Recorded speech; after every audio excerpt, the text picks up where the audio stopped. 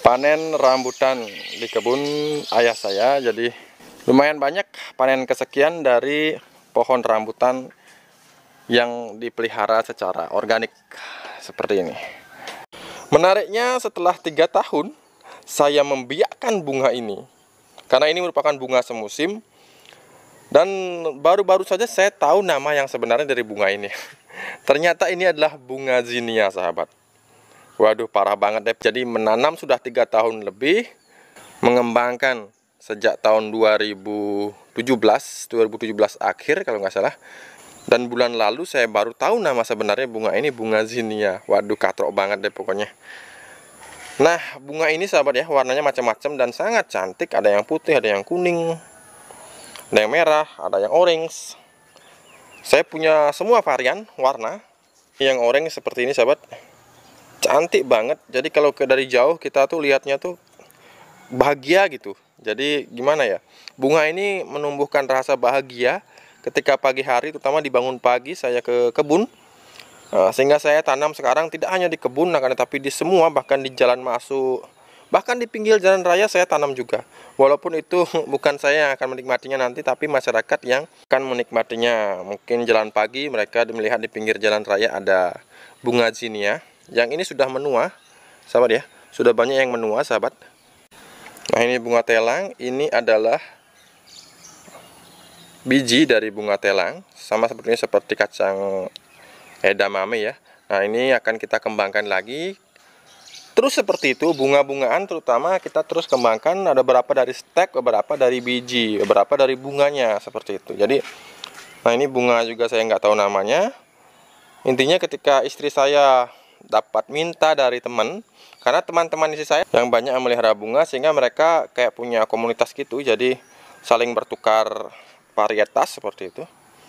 Nah, kalau yang ini bunga ratna tapi belum berbunga. Ini bunga ratna yang sering saya pakai teh itu, sahabat. Kemudian di sini juga saya tanam bunga-bungaan sama bunga zinnia. Nah, kali ini sahabat saya akan membuat video mengenai cara memperbanyak bunga zinnia, karena bunga zinnia ini adalah bunga semusim, sahabat ya. Jadi begitu mereka sudah tua, mereka akan mati. Jadi di sini pastikan bahwa sahabat selalu aktif untuk menyemai benih dari bunga zinnia ini, sahabat ya, agar ketika bunga zinnia menua dan penampilannya sudah tidak baik, sudah jelek lah seperti itu, sahabat bisa cabut, kemudian jadikan sebagai kompos. Nah, untuk bunga penggantinya sudah ada seperti itu. Inilah yang saya lakukan, karena bunga zinnia ini juga baik sekali untuk sebagai bahan kompos, utamanya kompos padat, sahabat. Bunga zinnia di kebun saya ini sangat spesial, sahabat, karena merupakan turunan dari bunga zinnia organik yang bertahun-tahun kami benih ulang, regenerasi. Tentu saja tingkat keorganikannya itu sudah tidak bisa diragukan lagi, karena sudah bertahun-tahun dari satu benih, kemudian menua, benihnya kami ambil lagi, kemudian kami tumbuhkan lagi, dan kurang lebih sudah 2-3 tahun lah menurut hitungan saya. Nah, ini sebabnya banyak sekali sahabat istri membeli benih dari kebun kami. Benih bunga ini sangat laku, sahabat. Jadi bagi sahabat yang ingin memulai bisnis bunga, saya sarankan mulailah dari bunga yang mudah untuk dikembangkan. Seperti bunga zinnia ini, sahabat. Sebagai gambaran saja, benih yang kita kemas dengan aluminium foil seperti ini. Ini kebetulan istri saya emang pintar sekali jualan, sahabat. Jadi banyak teman-temannya yang meminta benih bunga ini dan dijual dengan harga 25.000 per bungkus seperti itu. Nah, memang tidak selalu tersedia benih karena kami tidak khusus berkebun bunga ini, sahabat ya. Jadi benihnya terbatas setiap harinya. Tetapi setiap harinya pasti ada 1-2 bungkus yang keluar dari kebun kami, dijual maksud saya, kepada sahabat dari istri saya. Banyak juga permintaan online, sahabat ya. Akan tetapi saya sayangkan di ongkos kirim yang lumayan mahal, sahabat. Bisa di angka 30.000 ke atas ongkos kirim untuk keluar Bali. Jadi kasihan pembeli karena mahal di ongkos kirim seperti itu. Nah, oke, langsung saja ya. Untuk menyemai, kita ambil dulu benihnya. Benihnya kita dapatkan dari bunga yang sudah tua seperti ini dan mengering, sahabat ya. Jadi kita ambil tangkai bunga seperti ini, kita petik saja. Usahakan mengambil yang benar-benar kering saja, sahabat ya, yang benar-benar kering seperti ini. Warnanya agak menghitam, kemudian daun-daun di sampingnya sudah mengering. Nah, di sini ada juga yang sudah kering seperti ini, akan tetapi belum sepenuhnya kering. Kita ambil yang sudah mengering seperti ini sahabat. Nah, siapkan dulu tanah media semai. Saya semainya ini di bedengan sahabat. Jadi bagi sahabat yang nggak punya bedengan, silahkan semai di wadah seperti biasa, di pot semai seperti itu. Tapi saya sarankan jangan menggunakan tray semai yang kotak-kotak itu ya. Gunakan saja tray semai yang nggak ada kotak-kotaknya. Jadi gunakan mangkuk atau apalah wadah seperti yang saya sering pakai di video-video sebelumnya itu bisa kita gunakan. Kemudian tanahnya atau medianya usahakan itu gembur ya. Jadi syaratnya di sini harus ada arang sekam atau arang yang dicacah, arang kayu yang dicacah juga bisa sahabat. Sekam mentah bisa, jangan terlalu banyak ya sahabat ya. Kemudian untuk bahan organiknya sendiri, sahabat bisa gunakan kompos daun yang sudah jadi seperti itu, kompos daun kering, sehingga karakter dari tanah itu menjadi gembur seperti ini sahabat. Ini akan mempermudah dari benih bisa berkecambah dan mempercepat pertumbuhan dari persemaian seperti itu. Nah, kita langsung saja sahabat ya. Tidak ada cara khusus sahabat. Sahabat tinggal pisahkan daunnya seperti ini. Bukan daun, ini bunganya. Jadi bunganya saya pisahkan, kemudian tebarkan saja seperti ini. Nah, sebenarnya yang mengandung benih adalah di bagian ini sahabat. Jadi sahabat bisa pecahkan seperti ini. Kalau sudah kering tua, dia akan mudah sekali untuk hancur seperti ini. Kemudian sahabat tinggal tebarkan benihnya seperti ini sahabat ya. Ini juga sama. Pertama, kelopak bunganya kita pisahkan dulu. Kemudian bagian mahkota, wah kupu-kupu, bagian mahkotanya kita hancurkan, kemudian kita tebar. Ini sangat mudah sahabat ya. Jadi persemaian paling mudah yang bisa sahabat lakukan seperti ini. Taburkan saja. Luasan daerah persemaiannya tidak masalah sahabat ya. Jadi kalau nanti tumbuhnya juga dempet-dempet, tidak masalah, karena nanti akan kita pindahkan ke tempat penanaman seperti itu. Semuanya kita sebar seperti ini. Nah, kemudian apakah kita perlu tutup? Tidak perlu kita tutup dengan tanah, akan tapi kita gosek-gosek seperti ini aja, agar bagian yang di atas tercampur ke bawah. Begitu juga media yang di bawah bisa menutupi bagian atasnya seperti ini. Nah, kemudian kita bisa siram sahabat ya. Kita bisa siram secukupnya. Siram sebaiknya menggunakan sprayer itu sahabat. Kita siram menggunakan sprayer agar sekedar lembab saja. Kemudian kita bisa tunggu sampai seperti ini. Dia akan tumbuh seperti ini. Nah, di sekelilingnya ini adalah bunga zinnia yang sudah tumbuh sahabat. Seperti ini. Ya, ini sudah banyak yang tumbuh. Saya sudah semai di sini sebelumnya. Sampai di sana. Nah, tanaman ini sangat suka dengan kondisi yang hangat, yang cenderung terkena sinar matahari sahabat ya. Jadi di persemaian meskipun di tempat yang terbuka tidak masalah.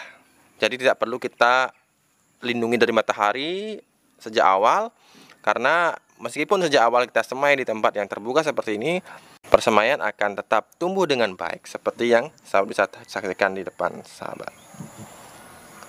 Nah, kapan saat yang tepat untuk kita memindahkannya adalah ketika tanaman sudah setinggi 15 cm sahabat ya.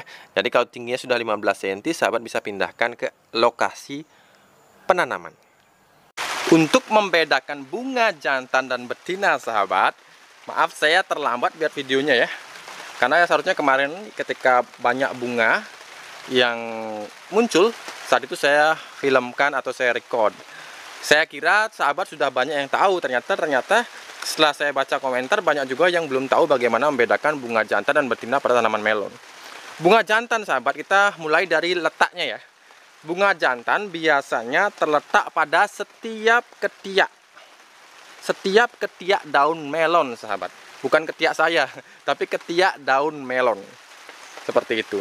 Jadi mereka tuh nggak milih-milih tempat. Berbeda dengan bunga betina. Nah, secara insting mungkin ya bunga betina ini lebih mikir gitu loh. Mereka lebih mikir sih bunga betina ini.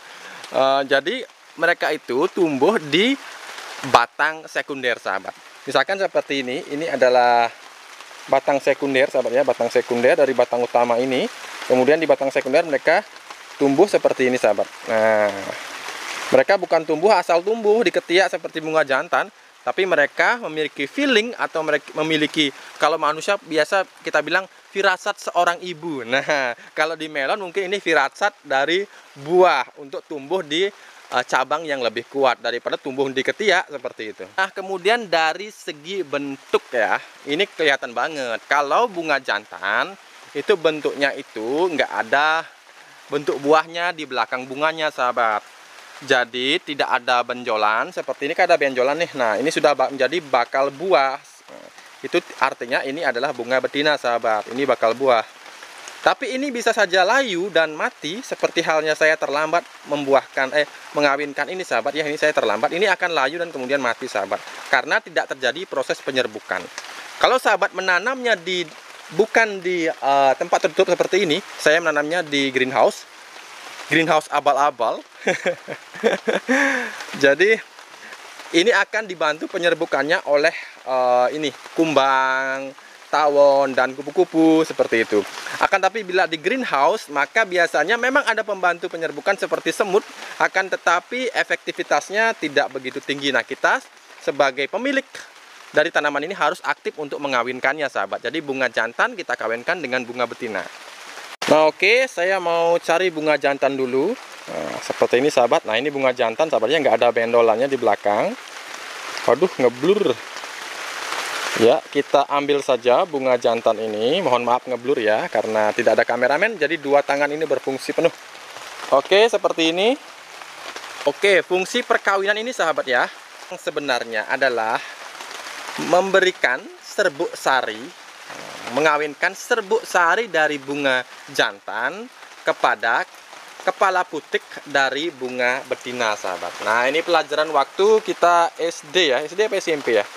Nah, kita kawinkan. Nah, sahabat, sering saya lihat di YouTube banyak yang mengawinkannya seperti ini sahabat. Nah, bagi saya itu kurang efektif. Karena apa? Mohon maaf sekali lagi ngeblur ya, saya nggak tahu kenapa tumben kamera saya seperti ini. Nah, kita lebih baik buka.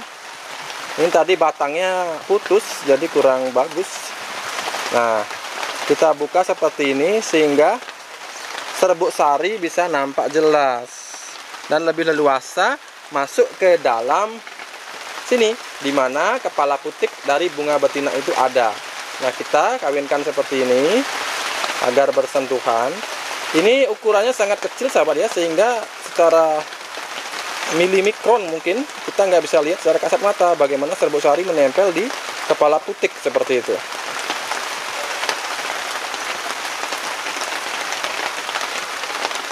Nah, oke. Seperti itu. Nah, kalau sahabat belum yakin, sahabat bisa kawinkan lagi dengan bunga jantan. Setelah itu sahabat ya, setelah itu sahabat yang juga tak kalah penting, setelah sahabat kawinkan seperti ini, biasanya di sini akan ada ini ya, sisa dari batang ini. Kita sebaiknya potong saja sahabat. Seperti itu sahabat. Jadi nanti ini akan berkonsentrasi nutrisi pada pertumbuhan buahnya dan akan menjadi lebih cepat besar seperti itu. Bila perkawinannya berhasil, maka buah akan tumbuh sempurna seperti ini sahabat ya. Sahabat bisa lihat. Akan tetapi bila sahabat terlambat mengawinkan atau perkawinannya gagal, nah ini ada contoh ketika saya terlambat mengawinkannya ya. Akan seperti ini jadinya. Nah, ini adalah contoh ketika saya terlambat mengawinkannya. Saya nggak lihat dan saya terlambat mengawinkannya, jadinya seperti ini. Ini akan menguning dan akan busuk, kemudian jatuh seperti itu. Batal jadi buah. Kemudian ada pertanyaan, Pak, kenapa bunga saya bunga jantan doang, Pak? Nggak ada bunga betina, Pak? Sabar, sabar, sahabat. Jangan lupa pada fase pertumbuhan bunga pertama memang secara insting tanaman ini yang muncul bunga jantan dulu, semuanya muncul bunga jantan dulu. Kita jadinya panik. Wah, di mana bunga betina? Jangan-jangan nggak ada bunga betina. Tapi jangan khawatir, sahabat. Alam itu pasti menciptakan betina jantan, itu pasti. Hama pun begitu. Jadi jangan terlalu panik. Pasti akan muncul bunga betina. Buah sudah naik ke angka hampir 1 kilo. Nah, itu tentu saja saya harus ikat dengan tali seperti ini. Kalau kita nggak ikat, waduh, kata Bang Haji Romai Rama, terlalu. Nah, jangan sampai kita terlalu kejam. jangan sampai ini putus, kita ikat dulu dengan tali rafia seperti ini atau tali plastik. Cara mengikatnya seperti ini. Kita silangkan dan jangan sahabat itu ikat di bagian batangnya, tapi di bagian persimpangan batang ini. Sehingga yang ngangkat bukan ini tapi di sini sahabat. Nah, seperti itu ya. Jadi nggak akan merusak jalur nutrisi yang masuk ke dalam buah melon ini.